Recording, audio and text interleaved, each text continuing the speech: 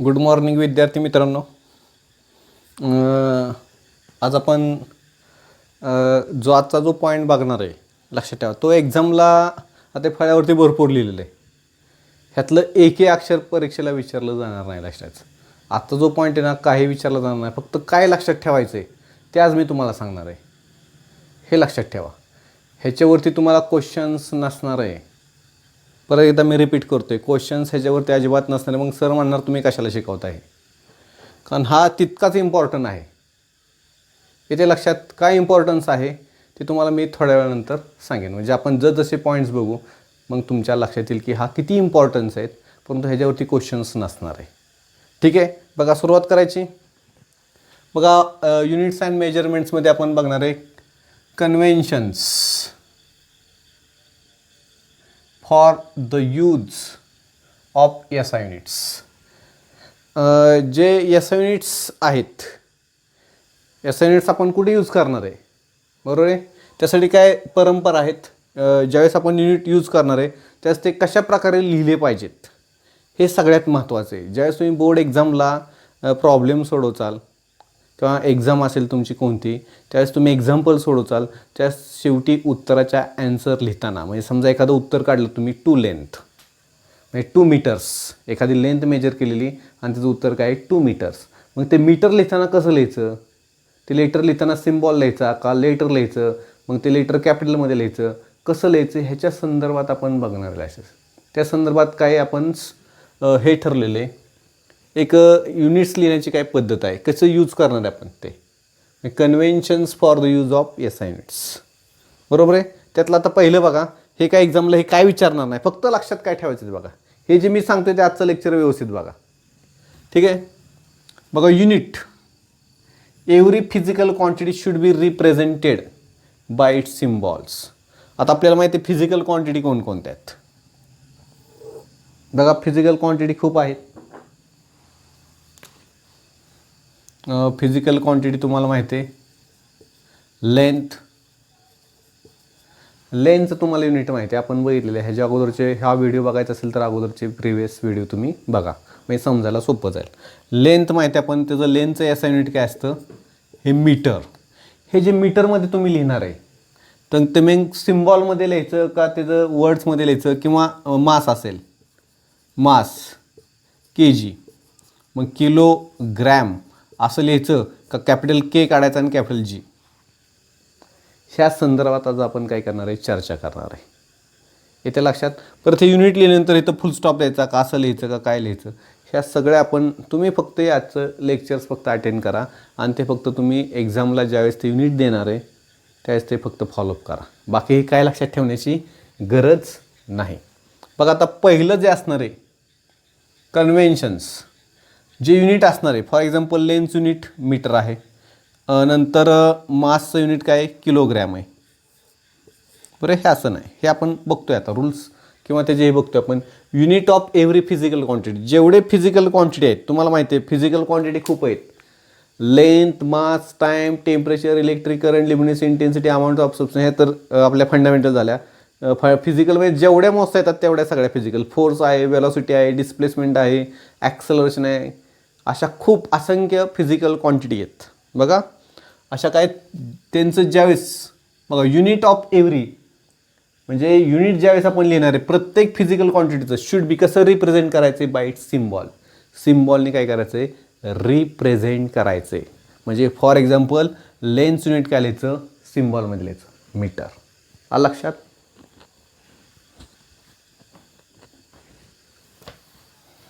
Length ही कोणती quantity, physical quantity, physical quantity. मग लेंथचं unit लिहिताना कशामध्ये लिहायचं, सिम्बॉलमध्ये लिहायचं. नंतर दुसरं असेल मासचं काय लिहायचं, किलोग्रॅम. किंवा व्हेलॉसिटी मोजणार असेल व्हेलॉसिटी, किंवा स्पीडसुद्धा असं लिहायचं सिम्बॉलमध्ये मीटर पर सेकंड्स. ओके. फोर्स मोजणार असेल, फोर्ससुद्धा कसा लिहायचा, सिम्बॉल त्याचा असा लिहायचा न्यूटन. ओके, हे आपण बघणार आहे. पहिलं समजलं, जेवढ्या physical quantity, every physical quantity जेवढ्या मोजता येत आहेत त्यांचं युनिट कसं लिहायचं, should be represented by it's symbols. Symbol समजतो ना तुम्हाला, त्या सिम्बॉलमध्येच लिहायचं असं लास्टायचं. ओके, असा सिम्बॉल, जसं आपण स्पीड ब्रेकर असेल तर असा सिम्बॉल असतो. ओके, हे सिम्बॉल्स आहेत, हे सगळे काय सिम्बॉल्स आहेत. आता फुल नेम बघा, फुल name of the unit always starts with small letters. जर तुम्ही फुल नेम लिहिणार असाल तर कसं नेहमी स्टार्ट करायचं, स्मॉल लेटरमध्ये स्टार्ट करायचं. पूर्ण नाव लिहिणार असेल बघा, फुल नेम पूर्ण नाव लिहायचं असेल, फुल name of unit always starts with smaller letters even if the name after a persons. बघा हे समजून घ्या, पहिली गोष्ट म्हणजे हे समजून घ्या लक्षाचं. परत हे बघा, पहिलं सांगतोय मी, जेवढे फिजिकल क्वांटिटी असंख्य आहेत, बरोबर आहे, त्यांचं युनिट लिहिताना मात्र कसं रिप्रेझेंट करायचं, सिम्बॉल्स. ते फुल नेममध्ये लिहायचं नाही, मीटर METR नंतर किलोग्रॅम असं लिहायचं नाही, बरोबर आहे, असं लिहायचं नाही. ते फक्त परमिशन कोणाला, जे सायंटिस्ट आहेत, ज्यांनी शोध लावला आहे करंटचा एम्पियर, फोर्स न्यूटन, त्यांचीच फक्त लेटर कशामध्ये लिहायचे, वर्डमध्ये लिहायचे, ते सुद्धा स्मॉल लेटरमध्ये, कॅपिटल लेटरमध्ये लिहायचं नाही. हा सेकंड आहे आपल्या लक्षात.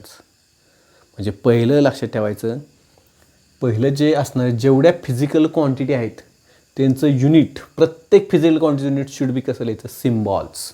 लक्षात ठेवा, फक्त लक्षात ठेवा, सिम्बॉल्समध्ये लिहायचे.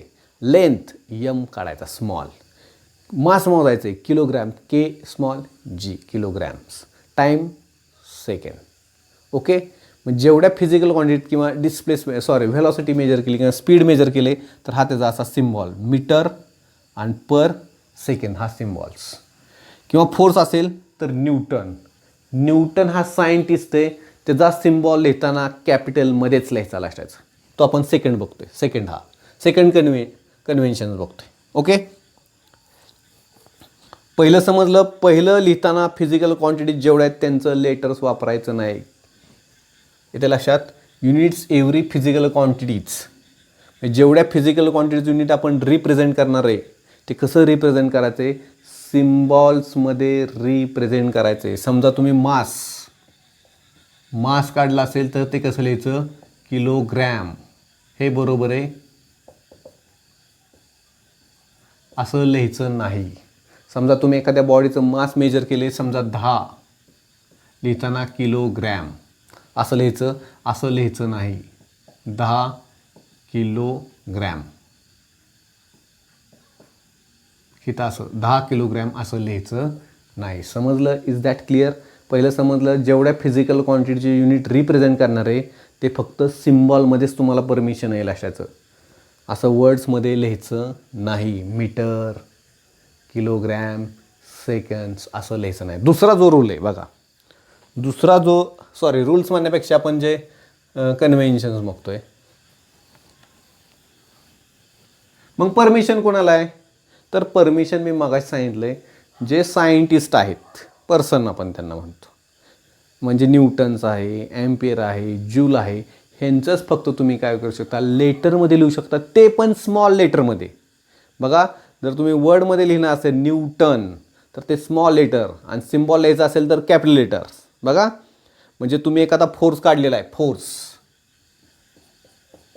10 न्यूटन हे बरोबर आहे, किंवा तुम्ही असं लिहू शकता 10 न्यूटन, हे पण बरोबर आहे, परंतु असं लिहू शकत नाही 10 न्यूटन, हे रॉंग. असं लिहिलं तर तुमचे मार्क जातील. कसं राहतं, हे कशासाठी शिकणार आहे, ज्यावेळेस तुम्ही बोर्डाचे एक्झाम्पल सोडवचाल त्यास आलेल्या उत्तराला ह्याला अर्धा मार्क असतो आणि ह्याला अर्धा मार्क असतो. जर तुम्ही हे जर व्यवस्थित लिहिलं नाही तर तुमचं उत्तर घ्यायला अर्धा मार्क जाईल. असा एक प्रॉब्लेम नसतो, भरपूर प्रॉब्लेम असतात, त्यामुळे अर्धा कट होऊन मार्क जाऊ शकतात. इथे लक्षात. परत एकदा बघा, पहिला समजला, जेवढे फिजिकल क्वांटिटी म्हणतोय मी, जेवढे फिजिकल क्वांटिटी त्यांचं सिम्बॉल लिहिताना फक्त काय लिहायचं, सिम्बॉलच फक्त लिहायचं, ते लेटर वापरायचं नाही. मीटर, किलो, KI असं लिहायचं नाही. असं किलोग्रॅममध्ये लिहायचं नाही.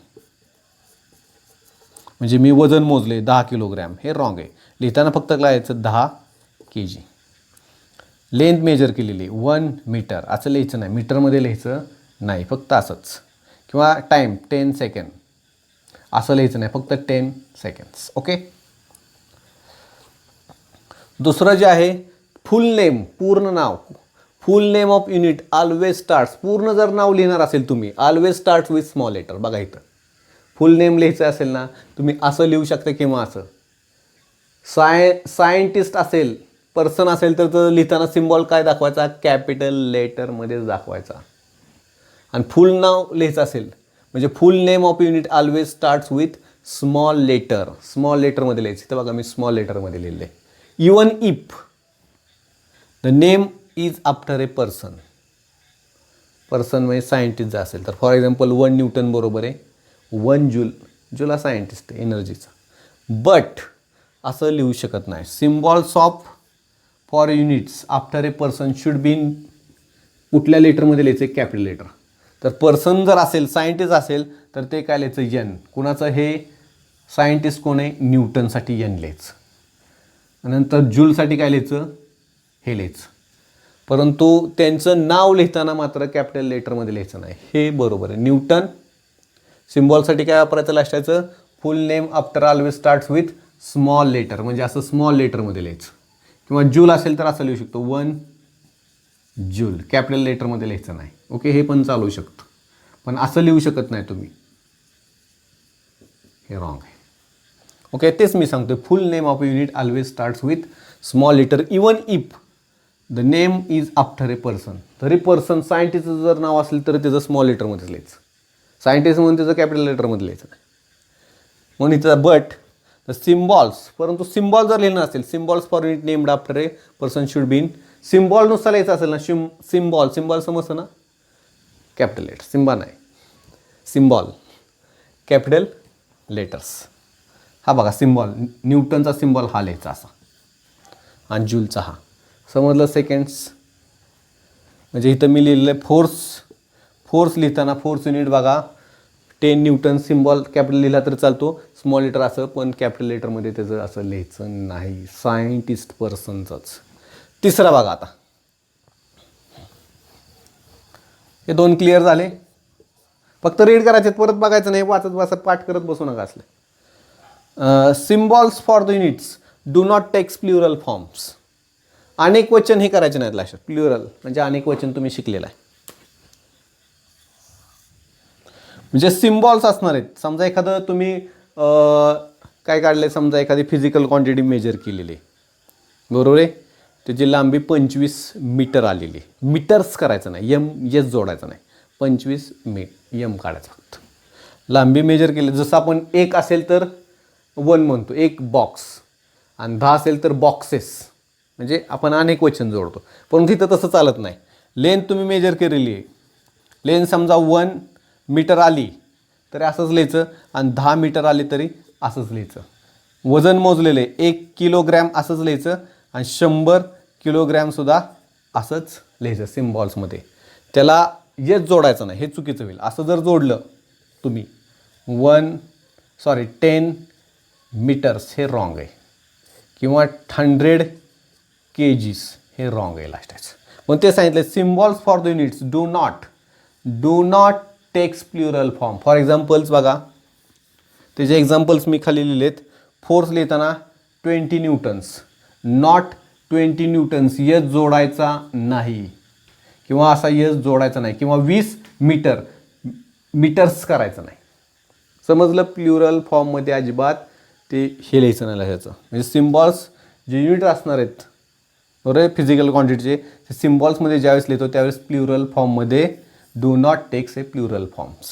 साधा असं लिहायचं आहे, न्यूटन असेल तर कॅपिटल लेटर्स, किंवा असं सुद्धा लिहू शकता, असं नाही लिहू शकत तुम्ही, ते एस जोडायचा नाही, असं लिहायचं नाही. मीटर्स 20 मीटर असं लिहायचं नाहीच.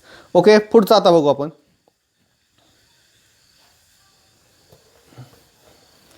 बघा फुल stop and other punctuation marks म्हणजे जे चिन्ह असतात, marks should not be returns after a symbols.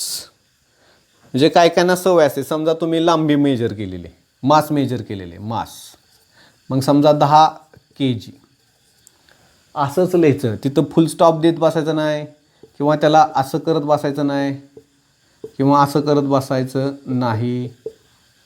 असं काय करायचं नाही, हे सगळे रॉंग आहेत.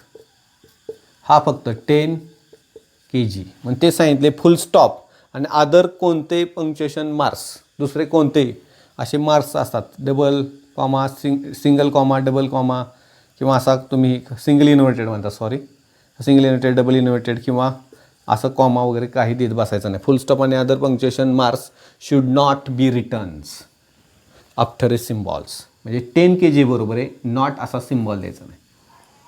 क्लिअर्स? हे 4 अजून आहेत. आता पुढचे बघूया आपण. हे समजलं?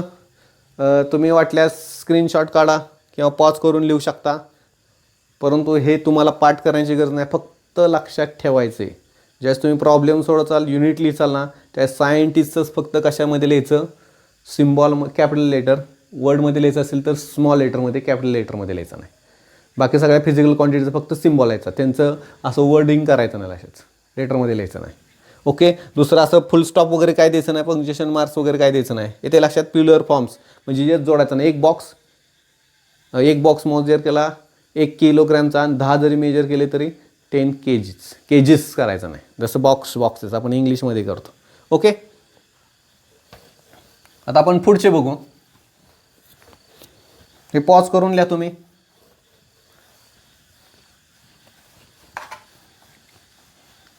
फक्त हे लक्षात ठेवायचं, ह्याच्यावरती क्वेश्चन्स विचारला जाणार नाही, एकही अक्षर तुम्हाला विचारलं जाणार, मी खात्री देतो. आता आपण दुसरे बघूया. बघा आता दुसरे,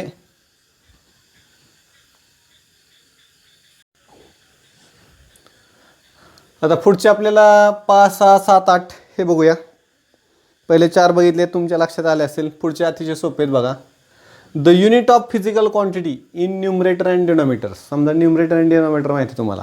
आपण बघा, समजा स्पीड काढलेली, आपण स्पीड मोजतोय किंवा व्हेलॉसिटी, तिचं काय आहे 10 मीटर पर सेकंड्स. हा न्यूमरेटर झाला ना, हा काय झाला डिनॉमिनेटर्स. ओके. जर असेल किंवा ॲक्सेलरेशन असेल 1 मीटर पर सेकंड स्क्वेअर्स, असं लिहिलं तरी चालेल किंवा असं लिहिलं तरी चालेल.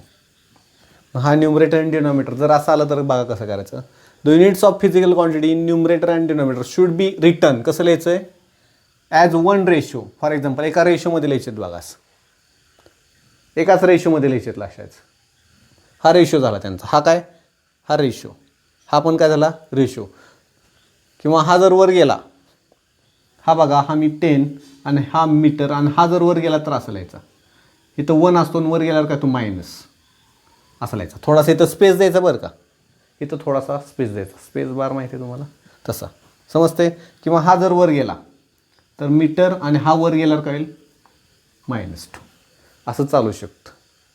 परत एकदा बघा, जर न्यूमरेटर आणि डिनॉमिनेटर असेल शुड बी रिटर्न. कसं? एका 1 रेशोमध्ये लिहायचं. 1 रेशो असं लिहू शकत नाही तुम्ही. हा असा रेशो लिहू शकत नाही. हा लक्षात, सिम्पल आहे. मीटर पर सेकंड्स, किंवा हा जर वर न्यायचा असेल तर 2 नेताना इथं फक्त थोडासा स्पेस द्यायचा. परंतु असा बट नॉट असा डबल रेशो लिहायचा नाही, फक्त 1 रेशो. ओके. दुसरी बघा आता, 6 नंबरची, use of combination of units. Combination जर आले असतील, आता इथं कॉम्बिनेशन आहे, 1 जूल आहे, पर केजी आहे, केल्विन आहे. के फॉर केल्विन आहे कॅपिटल लेटरमध्ये सिम्बॉल यायचा, कारण केल्विन हा सायंटिस्ट आहे. ओके. मग ते लिहिताना जूल पर केजी केल्विन असं लिहायचं नाही. ठीक आहे, आपल्याला स्मॉल लेटरमध्ये बरोबर आहे, परंतु कॉम्बिनेशनमध्ये आलं तर लिहायचं नाही. कॉम्बिनेशन नसेल तर तुम्ही जूल लिहिलं तरी चालेल असेल. कॉम्बिनेशनमध्ये हे लिहू शकत नाही. समजलं? सिम्पली यूज ऑफ कॉम्बिनेशन ज्यावेळेस. नंतर ए पेरिफिक्स सिम्बॉल्स. पेरिफिक्स सिम्बॉल म्हणजे असा प्रकारचा, हा लक्षात. किंवा असं सिम्बॉल असतात 10⁻², 10⁻³ पेरिफिक्स झाले. ही जी 10 जी पॉवर आहे त्याची आपण ही करणार त्यावेळेस. बघा, हे prefix symbols is used before the symbols of the unit. ज्यावेळेस आपण युनिटचा सिम्बॉल देतो त्यानंतर त्याच्या अगोदर म्हणजे समजा बघा पेरिफिक्स सिम्बॉल जे लिहिणार आहेत, हा पेरिफिक्स सिम्बॉल आहे हा पेरिफिक्स सिम्बॉल्स या 10च्या पॉवरवरचा हा जो पेरिफिक्स सिम्बॉल आहे हा 10 नाही, हा पेरिफिक्स सिम्बॉल. हा मी परत लिहितो बघा. पेरिफिक्स सिम्बॉल इज यूज्ड बिफोर, अगोदर कुणाच्या, त्या सिम्बॉलच्या अगोदर. हा जो आपला सिम्बॉल आहे सेकंड, त्याच्या अगोदर हे करायचं, असं लिहायचं. म्हणजे हा 1 मिली सेकंद आपण, हे एम एस म्हणजे काय, मिली सेकंद, म्हणजे असं लिहायचं 10⁻³ 1 मायक्रो, अर्थ सांगतो, 1 मायक्रो सेकंड म्हणजे किती असतात असं लिहू शकतो आपण 10⁻⁶. आणि 1 नॅनो सेकंड म्हणजे 10⁻⁹. हे ह्याच्याकडे लक्ष देऊ नका, हे तुम्हाला अर्थ समजण्यासाठी हे काय आहे. मेन आपल्याला काय बघायचं, हा 1 मायक्रो सेकंद जो आहे तो लिहिताना कसा लिहायचा 10⁻⁶. हा जो सिम्बॉल आहे, सेकंद आपण युनिट आहे फिजिकल क्वांटिटी टाईमचं, ते पेरिफिक्स अगोदर लिहायचं लक्षात. म्हणजे prefix symbol is used before the symbol of the unit. Symbol of the युनिटच्या तो अगोदर लिहायचा. काही जण असे लिहू शकतात, असं लिहून चालणार नाही. हा करेक्ट आहे, हा रॉंग आहे. म्हणजे अगोदर लिहायचा. पेरिफिक्स सिम्बॉल यूज्ड बिफोर म्हणजे अगोदर, सिम्बॉल ऑफ द युनिट, युनिटचं हे जे सिम्बॉल आहे त्याच्या तो अगोदर लिहायचा असतो. असं लिहायचं नाही 1 मायक्रो सेकंद असं लिहायचं नाही, किंवा 1 नॅनो सेकंद असं हे चालू शकतं, पण असं लिहायचं नाही. आणि लास्ट बघा स्पेस. समजा फॉर एक्झाम्पल स्पेस आपण देणार आहे, समजा हा मीटर पर सेकंद आहे, आणि ज्यावेळेस आपण हा वर नेतो तर थोडासा इथं काय द्यायचा स्पेस, असं लिहायचं नाही. इथं काय मिली सेकंद होऊ शकतं, इथं काय होऊ शकतं मिली सेकंद असा अर्थ होऊ शकतो. थोडासा काय द्यायचा स्पेस द्यायचा. हे आपले काय आहेत conventions for the use of SI units. हे फक्त लक्षात ठेवा, ज्यावेळेस तुम्ही एखादा प्रॉब्लेम सोडवताल, मी परत एकदा रिपीट करतो बोर्डाचे, त्यावेळेस त्या बोर्डाचे प्रॉब्लेम सोडल्यानंतर हे उत्तर काढलं जातं किंवा हे उत्तर काढलं जातं, त्यावेळेस ह्याला अर्धा मार्क असतो आणि ह्या युनिटला काय असतो अर्धा मार्क असतो. जर तुमचं जर चुकलं तर तुमचा अर्धा मार्क कट होईल. असे भरपूर प्रॉब्लेम असाल, अर्धा असे भरपूर असंख्य तुमचे मार्क्स येतील, तुमचा लॉस होईल लास्ट टायमचा. ठीक आहे, हे काय पाठ करत बसू नका, हे तुम्हाला परीक्षेला विचारणार नाहीत. मगाचे काही आणि आत्ताचे काही हे तुम्हाला काही विचारणार नाही. फक्त कसं यूज करायचं लक्षात ठेवा. ठीक आहे, थांबवा आपण.